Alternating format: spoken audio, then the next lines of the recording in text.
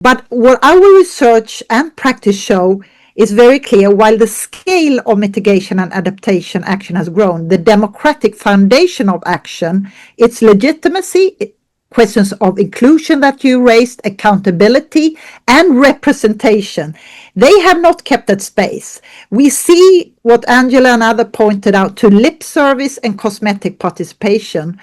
And this is worrying because it occurs at the backdrop of increased authoritarian states. We see shrinking space for civil society, for media, for researchers, and that is worrying. So, but what the science is very clear. We have shown, and I'm talking about the collectives of researchers on the action agenda, that climate governance, to be credible must meet key democratic criteria and values. So Berlin was framed as this implementation summit, but legitimacy is central for effective climate action to create buy-in among stakeholders. First, inclusion. Who is at the table? And we now have observed non-states and indigenous people who has voice but no vote. Secondly, accountability, extremely important, connected to integrity. It focuses on transparency and meaningful review of net zero commitments and pledges by states and corporate actors. And we need to avoid greenwashing.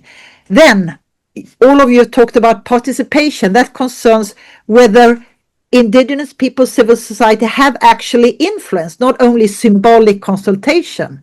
And then, of course, representation challenge. Who speaks for the indigenous people, investor, business, and NGOs? Who is missing? So I think what we've seen here is, and that has to be changed, that very well-resourced actors in the climate action agenda, they dominate, while grassroots indigenous people and local communities have fewer opportunities to lead. Second, we can see accountability is still very uneven.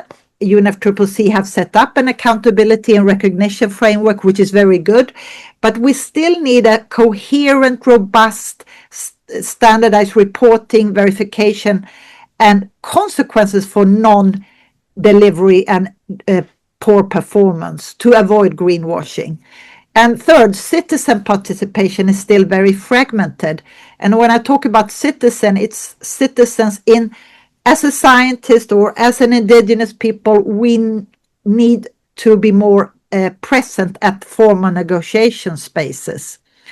And we can see, which all of you said, that non-state actors, civil society often operate in parallel to negotiations rather than shaping the outcome. And that's what Christina's your intervention on the, sorry for pronouncing it wrong, the motirao framing, it's very powerful because it emphasizes collective mobilization and decision making, social inclusion, and the idea that climate transition should be co-created by citizen and local communities, such as indigenous people. That is something we should bring with us the next 5 years of the climate action agenda, a very people-centered COP. So I think I'm going to finish very soon, but what I saw at COP, I was in the negotiations at the summit outside, and I agree there are multiple COPs, but there is a proposal to establish a citizen track at COP, similar to youth and finance tracks, to institutionalize citizen voices in negotiations through various mechanisms such as global citizen assemblies. So these recommendations can be fed into COP. And there were also many proposals to improve accountability standard for voluntary commitments that I saw.